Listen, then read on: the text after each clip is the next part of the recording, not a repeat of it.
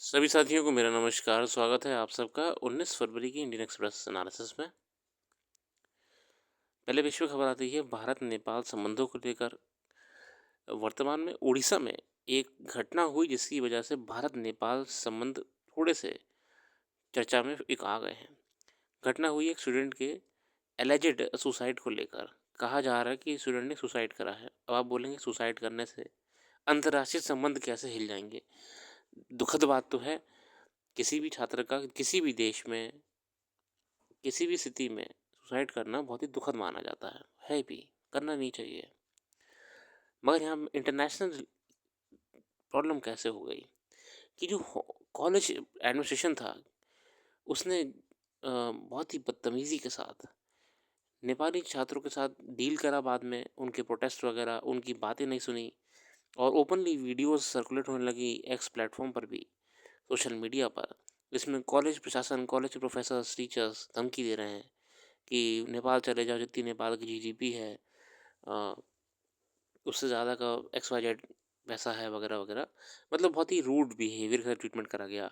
इतना रूड था कि नेपाल के पी ओली पीएम साहब को इंटरवीन करना पड़ा। उन्होंने ऑफिशियल लेटर लिखा और नेपाल एम्बेसी दिल्ली में जो है वहाँ से डिप्लोमेट्स रवाना हुए उड़ीसा के लिए कॉलेज में। कि देखिए, नेपाल के नागरिक हैं, नेपाल के बच्चे हैं, उनका ऐसा होना गलत है, किसी भी बच्चे का होना गलत है ऐसा। इसलिए ये अचानक से नेपाल और इंडियन रिलेशंस को लेके थोड़ा सा ये दब्बा लगा है, ये एक यूनिवर्सिटी की वजह से। बाकी आगे खबर जो हमारी कतार के साथ कई समझौते हुए हैं उसको लेके यहाँ अपडेट है। आउटकम्स क्या हैं? Expedite negotiations on India Qatar bilateral investment treaty, explore a bilateral comprehensive economic partnership agreement, Qatar's commitment to invest $10 billion और celebrate India Qatar Year of Culture, Friendship and Sports in near future, extension of e-visa facility in to Qatari nationals। कई समझौते करे हैं जिसको लेकर भारत और Qatar सकारात्मक है।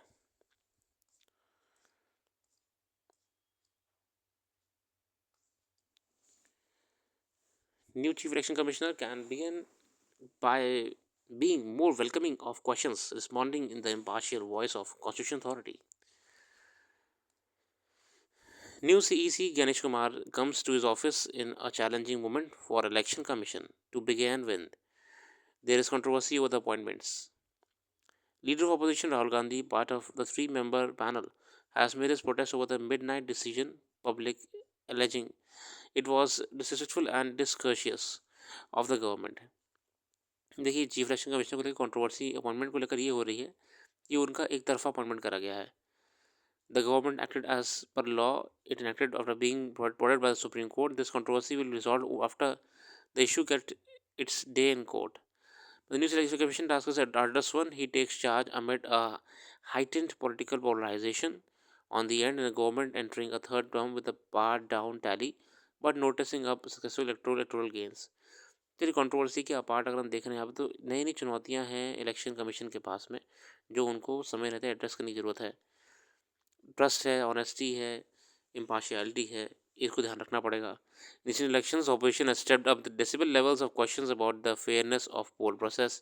आए दिन कोई ना कोई इलेक्शन में इलेक्शन प्रक्रिया पर सवाल उठते हैं, ईवीएम मशीन्स को लेकर उठते हैं, वोटर पोलराइजेशन को लेके, violation of model code of conduct को लेकर उठते हैं। There are genuine concerns that the powerful are able to tilt the playing field or the election calendar to their advantage, and anxieties that the poll monitor has given its ruling party the benefit of doubt। Let us see what comes forward। बाकी यहाँ पे असम को लेकर है। हम आगे बढ़ते हैं अदर की आर्टिकल्स की तरफ।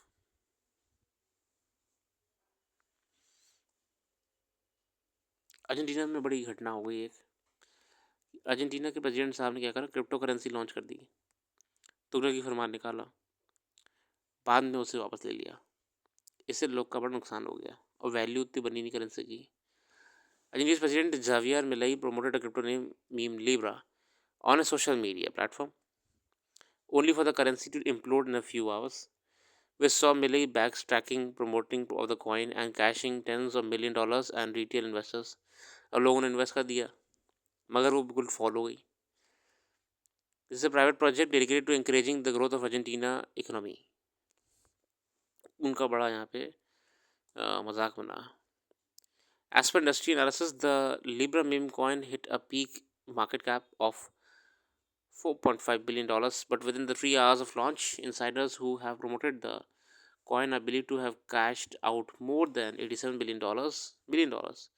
A few years later, Libra raised more than 4.4 billion in value, effectively pulling the rug off unsuspecting retail investors. कुछ तो गेम हुआ यहाँ पे कि प्रेसिडेंट साहब के द्वारा इंडोर्स करा के एक क्रिप्टो कॉइन को हाइप कराया गया और बाद में अचानक से उसकी वैल्यू ज़ीरो हो गई, गिर गया। इसलिए देश जो है वो गोल्ड बैक्ड करेंसीज या जो ऑफिशियल करेंसीज पे ही ध्यान दे तो बढ़िया है। अच्छा, ये घटना होती है ये आपकी चिली में, जिसमें कायाकर, जो कायाक छोटी सी नाव होती है, उस कायाकर होता है समुंदर में कायाकिंग कर रहा होता है, तभी वेल उसे निगल जाती है। वेल को लगता हो कोई ना कोई मछली ऊपर इतनी बड़ी, मगर मज़ेदार बात यह है कि उसे निगल तो जाती है मगर उसे बाद में छोड़ भी देती है, पूरी तरीके से उसे ईट नहीं करती है। अब जानते हैं कि क्या करा है। गल्पिंग। 23-year-old Venezuelan kayaker named Edian Simacus was briefly swallowed by a humpback whale in the Strait of Magellan of Chile's Patagonian coast। ठीक है, वेल्स विद और विदाउट टीथ। अब ऐसा हुआ क्या कि मतलब उसे हल्का सा खाया था, वो वेल के अंदर जा चुका था, मगर माउथ से ही बाहर निकाल दिया वेल ने। क्या उसे दांत नहीं लगे? क्या दांत से चबाया नहीं? क्या कहानी है?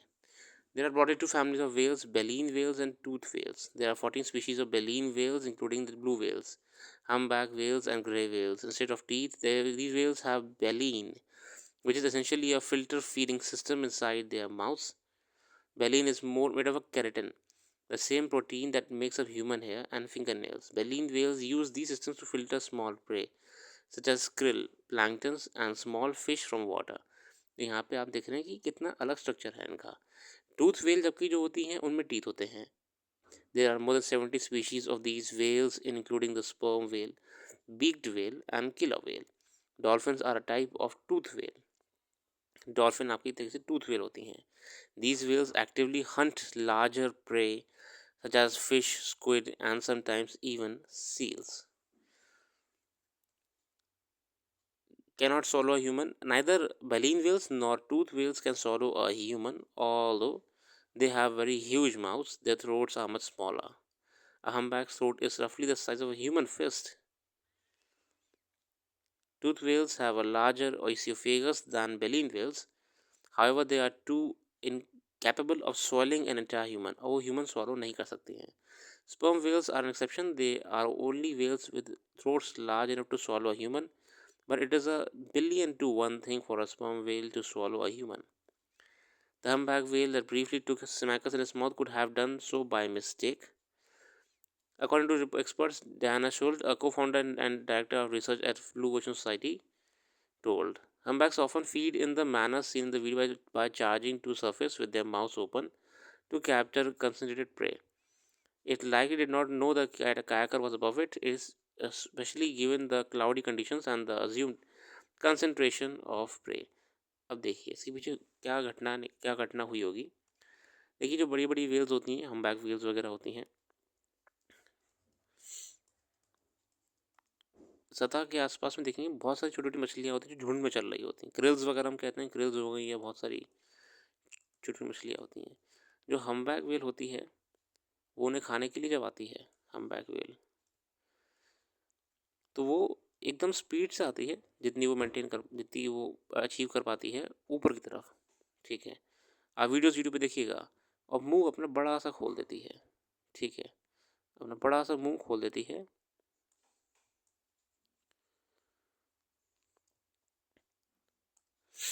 उसमें अपने आप से ये सब समा जाती हैं, उनको खा लेती है।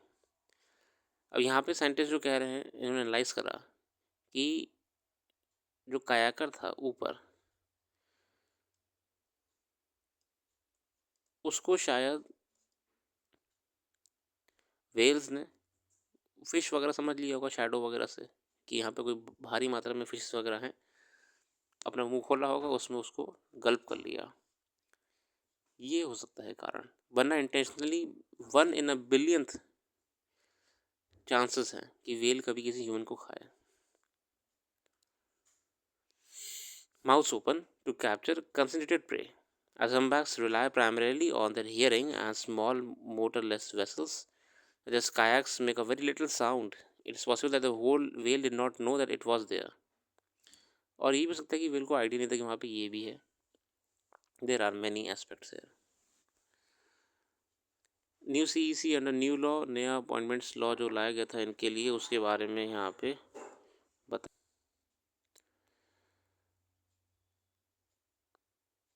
The Election Commission of India is a 3-member body comprising of Chief Election Commission and 2 election commissioners. The CEC is first among equals at the ECI in some ways. No law of parliament existed earlier for the appointment of election commission and election commissioners. The president made the appointment on the advice of Prime Minister. Incumbent CECs have traditionally been succeeded by the 6th senior most election commissioner. Seniority was usually determined based on which election commission was appointed in the earlier commissions. However, both Ganesh Kumar and Sukhbir Singh Sandhu, the election commissioner who served on the ECI alongside the EC Rajiv Kumar, were appointed to the commission the same day, and both are IAS officers of 1988 batch. So, how was the new CEC appointed? The new CEC is appointed under the new law, Chief Election Commission and the Other Election Commissioners Act 23. Under the procedure prescribed in the Act, a search committee headed by a law minister and having 2 senior officials serving as secretaries of the Government of India must draw up a shortlist of 5 candidates. This shortlist to be sent to the Selection Commission made by the Prime Minister, the Leader of Opposition and the Cabinet Minister nominated by the PM. ऐसे appointment होता है आपका, एक select committee को नाम जाते हैं जिससे लीडर ऑपोजिशन राहुल गांधी जी ने वॉकआउट कर लिया है और ये कहा है कि ये एक तरफा अपॉइंटमेंट है, वन साइडेड है। पहले इसमें CJI साहब भी होते थे, चीफ जस्टिस ऑफ इंडिया, मगर बाद में उनको एक्ट के माध्यम से रिमूव कर दिया गया था।